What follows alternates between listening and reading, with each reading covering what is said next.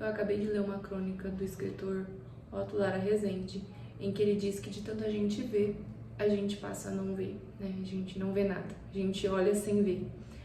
E ele descreve isso, ele traz um exemplo de um cara que morava num prédio e por 32 anos ele passava no mesmo hall e tinha o mesmo porteiro, pontualíssimo. E esse porteiro veio a falecer e ele não lembrava da voz, não sabia que tipo de roupa ele usava, não lembrava do rosto desse porteiro. Ou seja, de tanto ver, ele não via. Quem dera fosse assim com os problemas. Quem dera fosse assim com aquilo que nos desagrada. O quão engraçado e ingrato o cérebro humano, a tendência humana em observar aquilo que não se tem, mas que o outro tem, aquilo que gostaria que fosse diferente que está na sua vida, as coisas que te desagradam.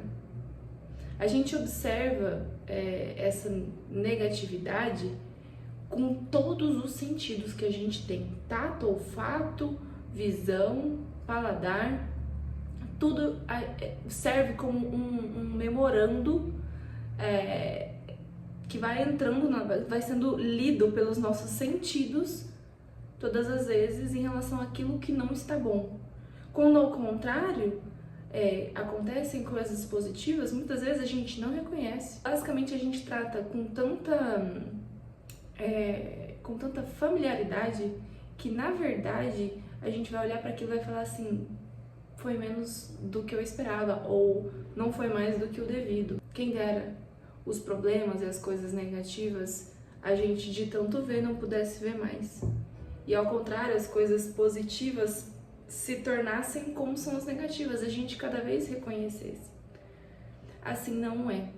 E eu tenho enfrentado um problema na minha vida pessoal que eu encaro ele, eu experimento dele o tempo inteiro para tudo que eu vivencio, algo que eu assisto, um vídeo que eu vejo, um filme que eu paro para assistir, tudo eu vou vivenciando assim. Às vezes eu estou fazendo outras coisas e me acomete pensamentos que vêm me fazer lembrar deste problema. E muitas das vezes a gente gasta a nossa energia mental pensando nas coisas negativas, nos problemas da vida, não de uma maneira solucionadora, não de uma maneira produtiva, mas de uma maneira que serve como um automartírio. E eu vou dizer por mim, mas muitas das vezes eu passo tempo pensando, existe um termo chamado pensação, pensando sobre aquilo como se de alguma maneira eu fosse dissecar e encontrar a resposta, e quanto mais parece que eu faço isso, mais a resposta me escapa. Essa é a sensação que eu tenho. Muitas das vezes a gente não consegue descrever algo interno através das palavras, elas parecem que são insuficientes. Mas construir imagens faz sentido. E é isso que eu sinto, como se eu estivesse correndo atrás do próprio rabo, tentando resolver esse problema pessoal.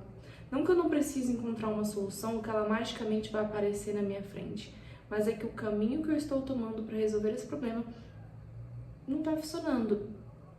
E sim, eu estou fazendo terapia para poder encontrar um outro caminho, mas é engraçado como nos prende, como os problemas nos arrematam ao tempo que aquilo que é bom nos escapa da memória.